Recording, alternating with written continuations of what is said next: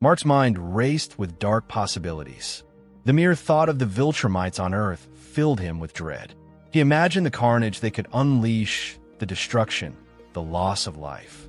His thoughts spiraled into nightmarish visions of his fellow heroes slaughtered in battle, his girlfriend torn from him in a brutal confrontation she could never hope to survive.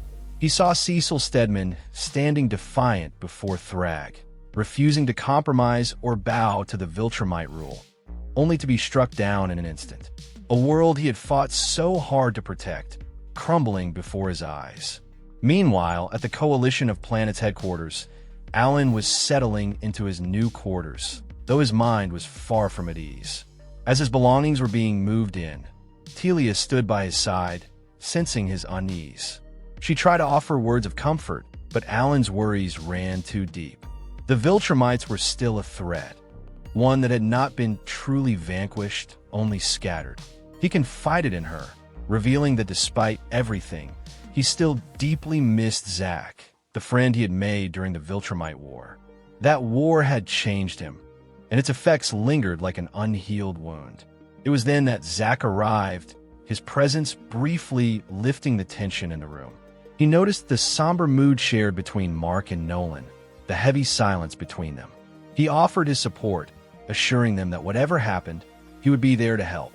But after receiving only a muted response from the two, he eventually took his leave, sensing that their thoughts were elsewhere, somewhere much darker. Nolan finally spoke, shifting the conversation to something more personal. He expressed how much he cared for Oliver and how he believed leaving him behind had been the right decision. It was a painful choice, but one he stood by. As he spoke, Mark's mind began to unravel once more. The haunting images in his head grew stronger, more vivid. His mother and her boyfriend lying lifeless, slaughtered by Thrag's hands. It felt real, too real. The suffocating weight of it all became unbearable. Without another word, he pushed past the door, his decision made. He couldn't sit idly by. He had to act. Without hesitation, he took to the skies, flying straight toward Earth with one goal in mind: to ensure its safety. Nolan wasn't far behind, pursuing his son in an attempt to stop him from doing anything reckless. But before they could go any further, Thrag made his presence known. He emerged before them with a commanding aura of menace. Mark, consumed by rage, launched himself at Thrag without a second thought. His fist connected with the Viltrumite leader, but the attack was meaningless. Thrag didn't so much as flinch. Instead, with effortless brutality, he seized Mark by the throat and hurled him aside, as if he were nothing. But Thrag was not here for a battle. Not yet. He made it clear that if they fought now, the Viltrumites would have no reason to hold back. Earth would burn, and humanity would be nothing but a footnote in their history. He was here to talk. Then came the revelation. There were only 37 Viltrumites left. The once mighty empire had been reduced to a fragile remnant of what it once was. But Thrag had no intention of accepting extinction. Instead, he proposed something Mark had never expected: a truce. But this was not a surrender. Thrag's terms were anything but peaceful. The Viltrumites would no longer wage open war.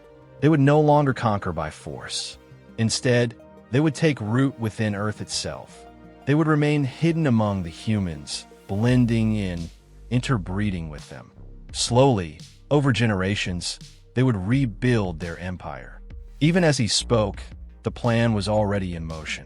Lucan had disguised himself as an ordinary businessman, while Anissa, frustrated, fended off unwanted advances from two human men who had no idea of the power she possessed.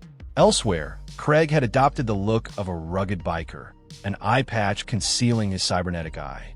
They were spreading throughout human society, waiting, assimilating, ensuring their survival through more insidious means. Thrag continued, explaining that human DNA was almost identical to Viltrumite DNA.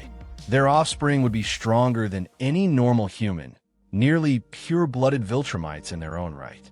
Over time, as the generations passed, their numbers would grow, and their empire would rise once more. They would do nothing to aid humanity, nor would they hinder them. They would simply wait, and one day, Earth would belong to the Viltrumites completely. Thousands of years. That was the time frame Thrag proposed.